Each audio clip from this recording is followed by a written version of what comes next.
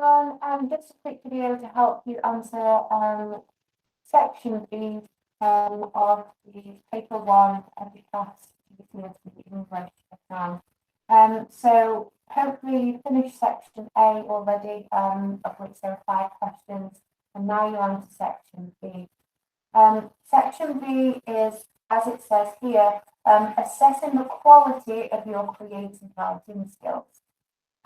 So in class, when we've been practicing creative writing, we focused on things like plot, we focused on character, and we've also focused on that key ingredient in any good piece of writing, the idea of showing the reader, not telling them. So making sure that we're using descriptive language, engaging language, using the 5 senses, making sure we're taking advantage of any language or structural features that we can use to engage our reader as best we can. Remember, the whole point in a short story is to make the reader see and feel things with the words that we use. Think of it like a film, apart from the film actually shows you everything.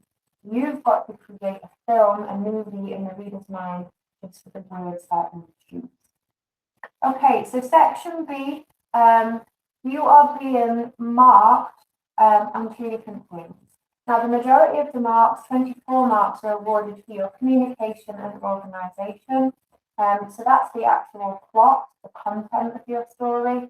And then 16 marks are awarded for spelling, grammar, and punctuation. And that includes things like your use of vocabulary, whether it's varied, whether it's ambitious, or whether it's simple and repetitive, and also things like your sentence structure.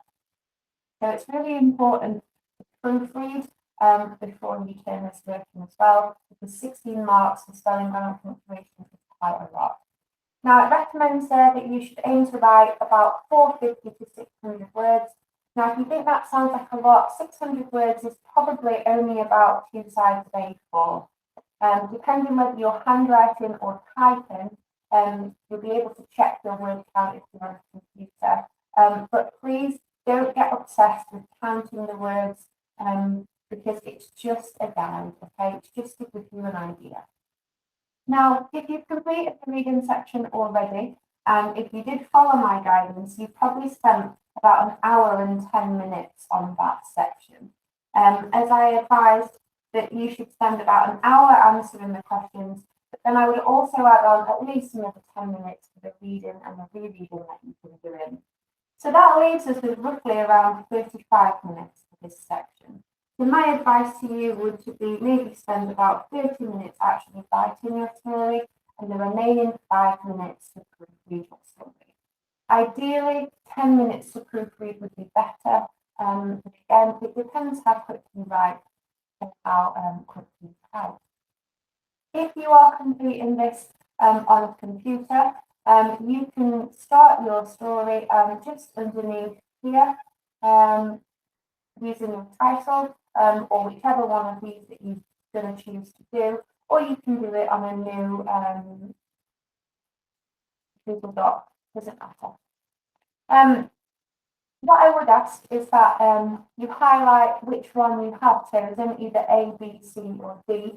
So, for example, I like the look of this one here, the journey. So I'm just going to highlight that in yellow.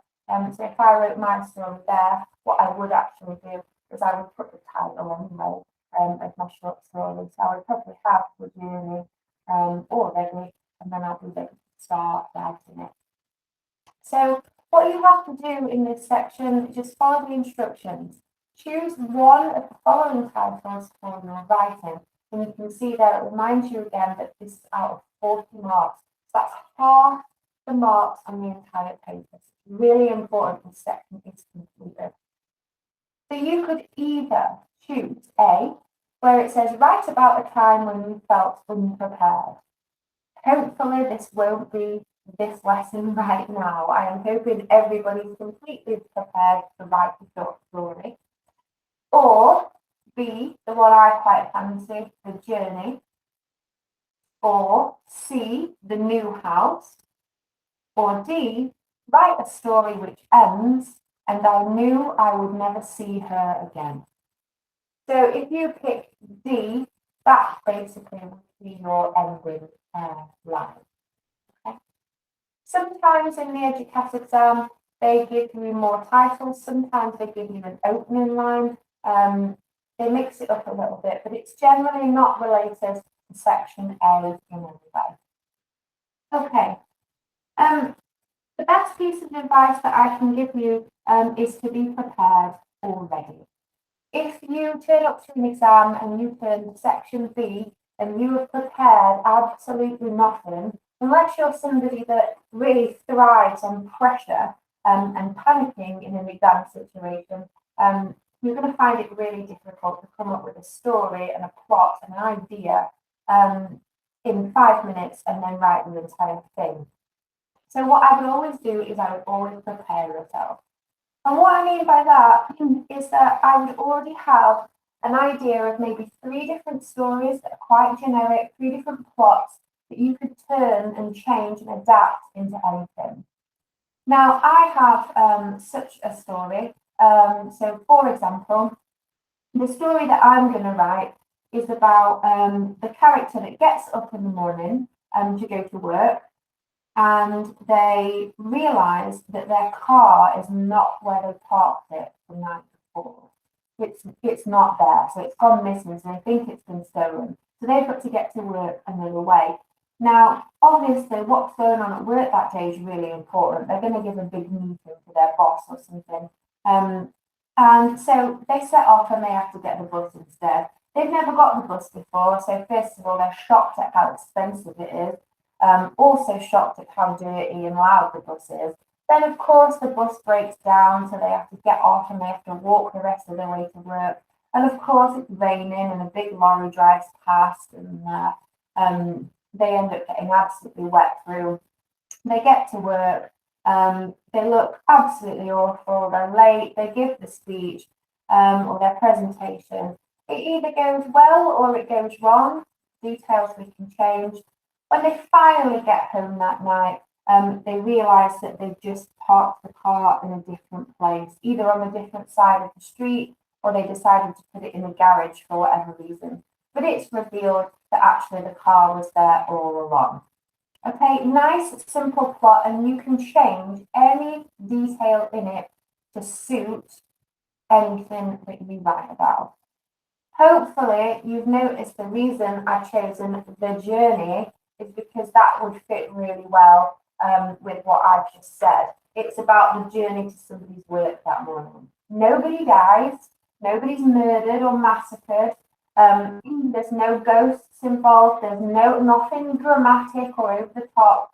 It's a nice, realistic story. But obviously, I would make it engaging and I would make it relatable by making sure that I was showing, not telling the reader at all times. Now, that story could be adapted, couldn't it? Instead of their car being missing, it could be their bike that's missing. It could be something else. They might not be going to work. They might be going to a job interview. They might be going on a date. They could be going anywhere. You make it up. You can change all the details, but the basic plot stays the same. Character wakes up, something in their life is missing. That causes lots of problems, but actually, by the end, everything is fine again. It's one of those sort of voyage and return ones, isn't it? Remember when we talked about the basic plots, overcoming the monster and rags to riches? Think about those ideas, those basic plots, and what you could do with them. Maybe my little story could fit with a time when somebody felt unprepared. If I change a few details, and it was a job interview, for example, when they get there, they are really unprepared because they're all flustered because they're late, and they've had a really awful morning. Doesn't fit with the new house, but that's why I would have a couple of those plots sort of in the bank already in my head. I'm not in any way suggesting that you should memorize an entire short story comprising of 600 words. That would be a waste of time. What I am saying, though, is that you should have at least 3 different ideas of a basic plot that could be changed to fit a different context, like I just said there. Okay, so Have a read of these again. A time when you felt prepared, a journey, the new house, or a story which ends, and I knew I would never see her again. Make your choice, decide which one you want to do, and then you need to start writing as soon as possible. So just a quick reminder, your plot is really important. It needs a beginning, it needs a middle, and it needs an end, just like we were taught in school. Showing, not telling. Remember, we want to make that reader feel everything that we can feel and see everything that we can see. You can write in the first person, the second person, or the third person. It's completely up to you. This could be past tense, it could be present tense. Completely up to you.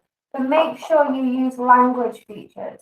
So use personification, use similes, use metaphors, use structural features like foreshadowing or flash forward or flashback. Is your narrative going to be a cyclical narrative where it sort of ends where it begins? Are you going to leave it on a cliffhanger? Make use of the five senses. Don't just describe what your character can see, remember. Think about what they can hear, what they can taste, what they can smell, what they can touch. Giving details like that will make it more of a well-rounded narrative.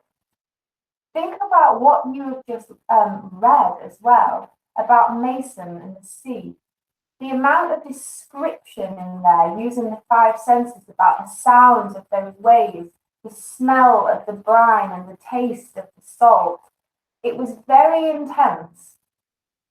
Remember, one of those questions was about drama and danger. So the writer worked really, really hard to achieve those effects by showing you, not telling you. Okay, so that is the kind of thing that we want to see from you. We want to see some ambitious language choices. The plot can be as simple as you like. In fact, the simpler the plot, the better. But show off what you can do in terms of using language and structure to engage your reader. Okay, so what I would do is once you've made a decision, I'll get rid of my title now because you're going to write yours. Once you've made a decision what you're going to do, just highlight it. If you want to do a quick plan, fair enough, but don't take longer than 5 minutes. Set your phone or something that you are using, I would say in the first instance, for 30 minutes, and then I would start writing. Good luck.